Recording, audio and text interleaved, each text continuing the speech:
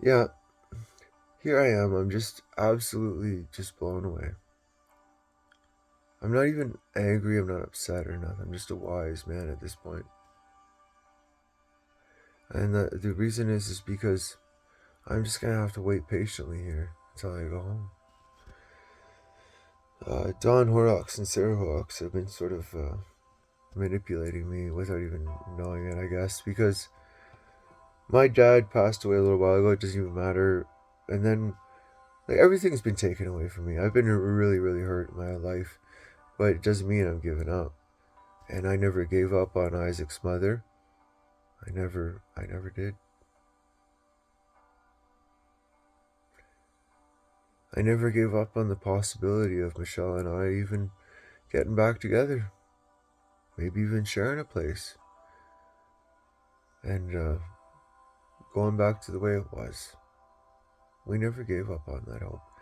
And no one, not even Sarah or Dad or anything, or anybody along the way, could get in the way. And Sarah did. And her self destructive behavior with her dad, pushing everybody out of the way to go up to this future land that nobody can see except them, killed Michelle, and then put my son so far away from me that nothing's going to happen for him special this year because Dawn, her father, and their damn land, it was so important for the future that he told me that the banks were going to close, then I needed to take out all my money, and up here, I didn't know what else to do. I thought, oh, okay, well, that's the obvious thing. We're going to have to move out to the land in the summertime, so, right, if I do take my money out of the bank, oh my god. You know what I mean? And now they don't even know what I'm talking about. I do believe that's exactly how thieves work. He never needed that money at all. Like Sarah said, and he said, the land has been bought. They own it. See? They've taken like over $20,000 of my money, Isaac's money, Isaac's future, for land they've already paid for. I'm sitting in the back of a room that if they could, they'd make me look like as if, oh, I'm not paying my rent here. But I've been paying that too. And I've been paying my rent back home. And I've been trying to live my life up here. There's no work. There's no jobs. There's just stuff that Don and Sarah need done around here. And every time I went to go about doing things, it was just catching up where somebody left off.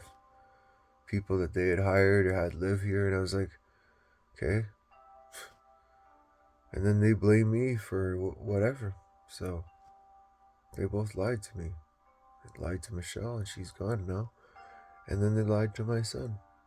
So they can be there with him next time we roll around, and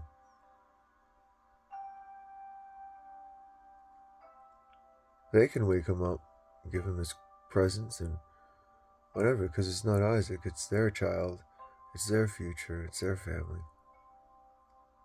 It can have anything to do with me.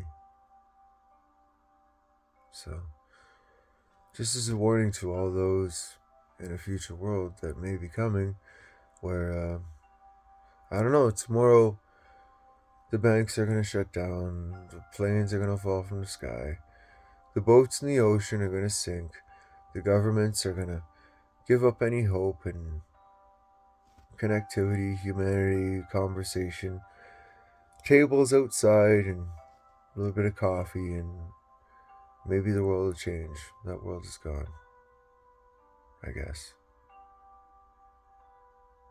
But at least I have it right now. I can sit down, read my books like I always have. But I sure as hell didn't read these books to ignore Michelle. No, Michelle supported me in every single way. She was so truthful to herself. in every single way. I never gave up on you. And I'm never gonna stop. Because such an innocent person with innocent eyes and a smile like that could never be mistaken for the frustration and anger and illness and mental health problems that Dawn and Sarah are holding on to in order to make me look as if I've been hurting my Michelle. And then on top of it too, justifying their lives and telling everybody out in the open with means to their own ends that I've been lying. And they both manufactured that lie and put me outside and then have me arrested. And neither one of them will apologize because on that day,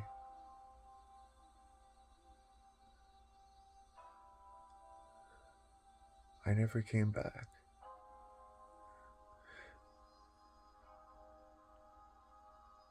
I don't know. So, there you go. You don't have to apologize for who you are. You don't have to apologize to anybody for anything you have done. You just have to live your life and do what you want to do. You know why? Because there is no end to life. I mean, like, we don't just stop here when we die and poof, we're gone. There is something more. And people who want to tell you that there isn't, and all absolutes, those are the people who want to actually use you for it because they know it's actually real. And then once they take your afterlife, even that too, they'll start believing that your life is the heaven around them. Good night.